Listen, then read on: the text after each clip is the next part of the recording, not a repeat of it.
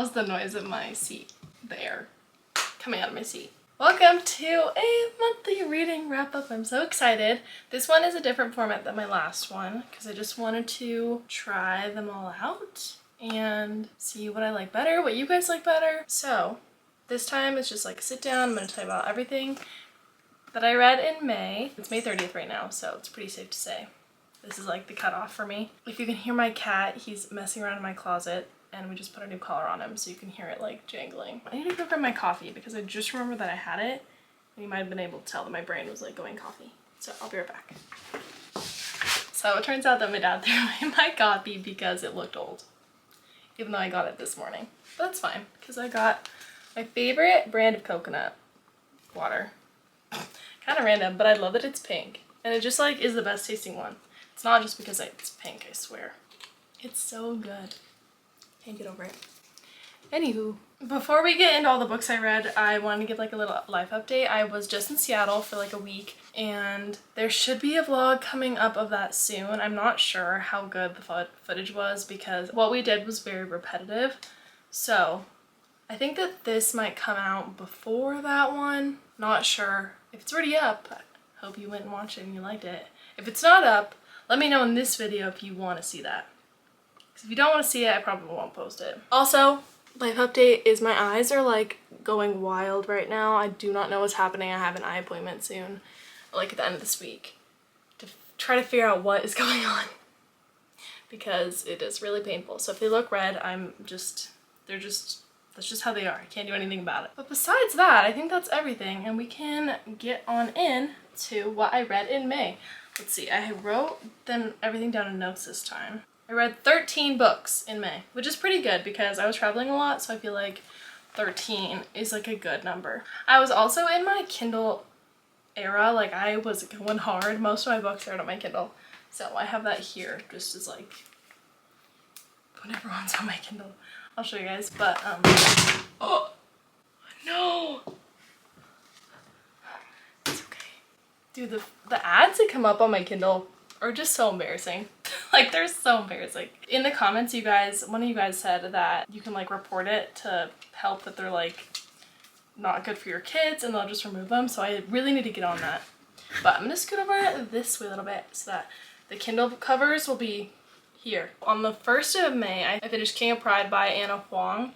That was a good book. I rated 3 stars. A lot of books this month were falling in that 3-star category, which is a little unfortunate just because it means that they weren't like hitting it for me, but it still means they were good. Like I read a lot of good books. They just weren't speaking to my soul.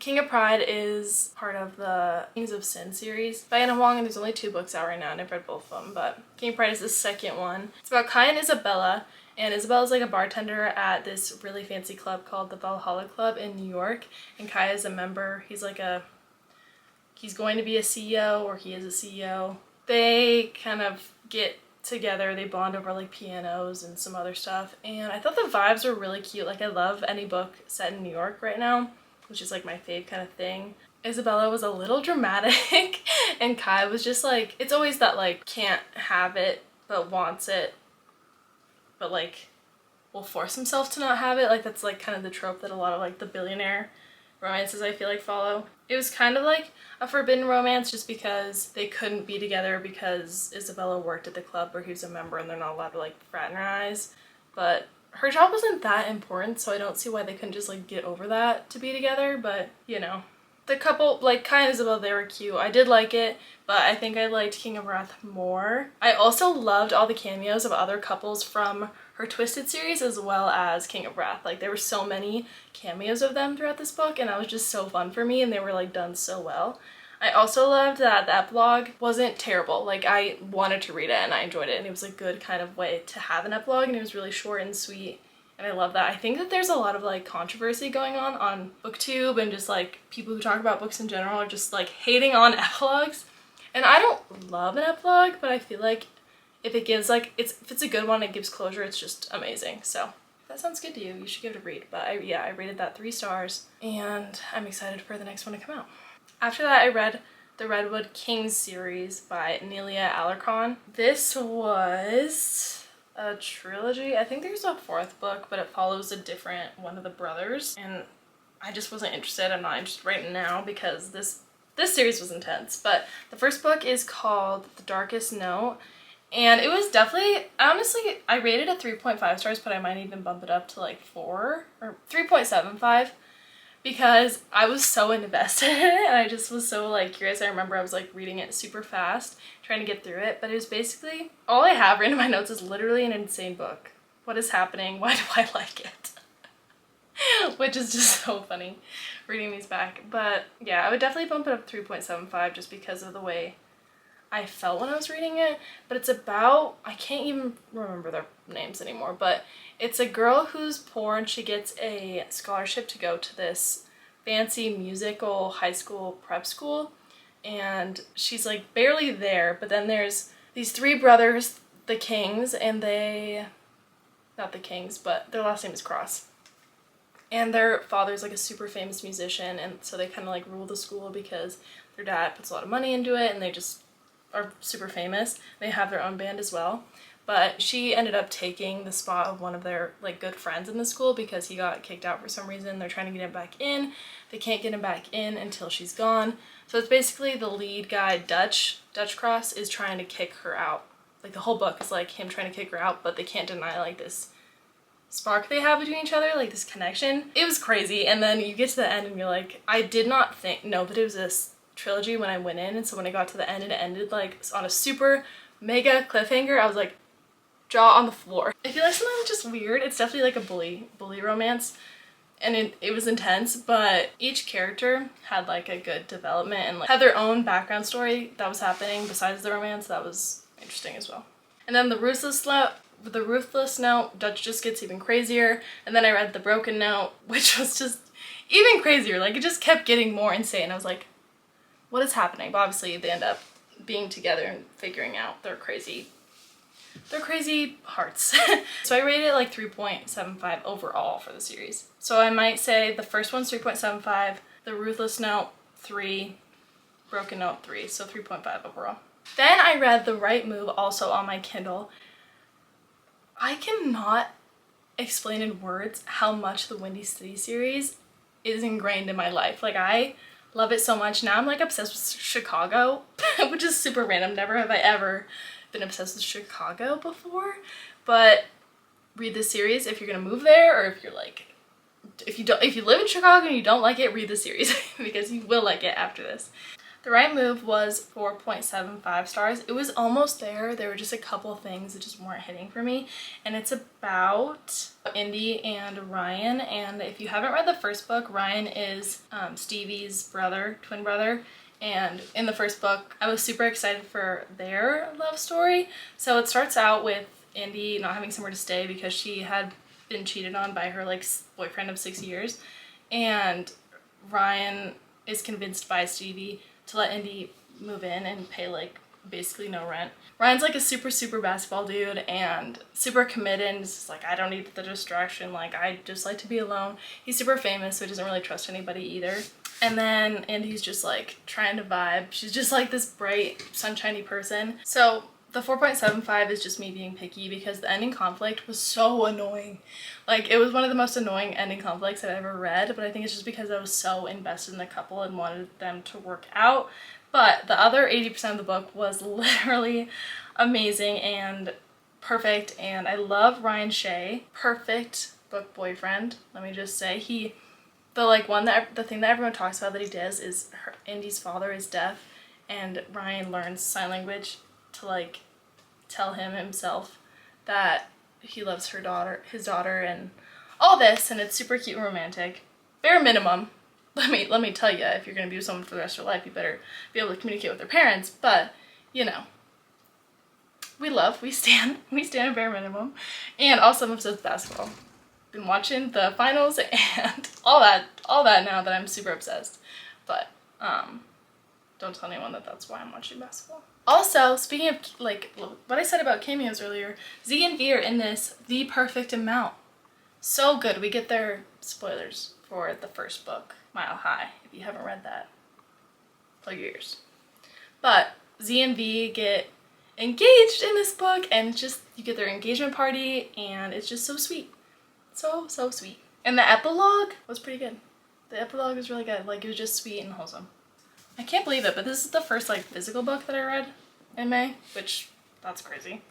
But I read Unravel Me by Tahara Mafi, and I love this book. This one really kickstarted me back in the series. I was not vibing with Shatter Me when I read the first one, knowing that the main guy character in this was going to be not important or we wouldn't like him. I just kind of get irked by that when that happens in fantasy series, and I feel like it always does in fantasy romances. Like, the guy in the first book is just like bleh in all the other books. I gave it 3 stars because, honestly, and I might up that to 3.25 because Warner was amazing, and it was just like there's a lot more.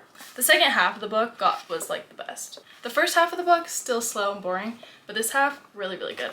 Definitely worth getting through. Also, still super confused about what was happening until like the very end. I think I just now understand this whole like world and the whole like what's happening. This was good. Then I was on a plane to New York, so I read Fake Dating Zach Delvain by Skyla Summers, and this is a grumpy sunshine romance with like this famous opera singer slash play Broadway star. He's a Broadway star.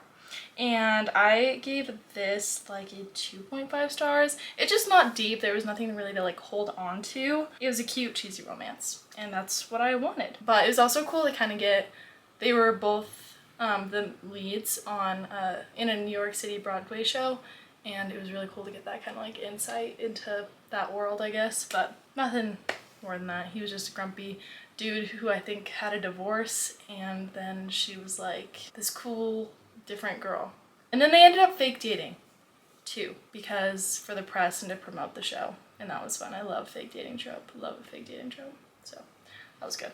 And then we went back on my Kindle and I read Savage Lover by Sophie Lark, and I gave this one 3 stars. I liked like the crime and the cars and that kind of world. I've never really read something like that. And Nero was a super fun Gaio sibling. I liked him. I liked Camille. I thought that she was kind of kick-ass, and they were a fun two to follow. Even before they got together, they were just doing fun stuff. And I love a heist. I love a heist. I love heist movies. I'm just like realizing this about myself. I love a heist. And there's like, that happens in this book. But I mean, it's just like these books are kind of, they're not repetitive.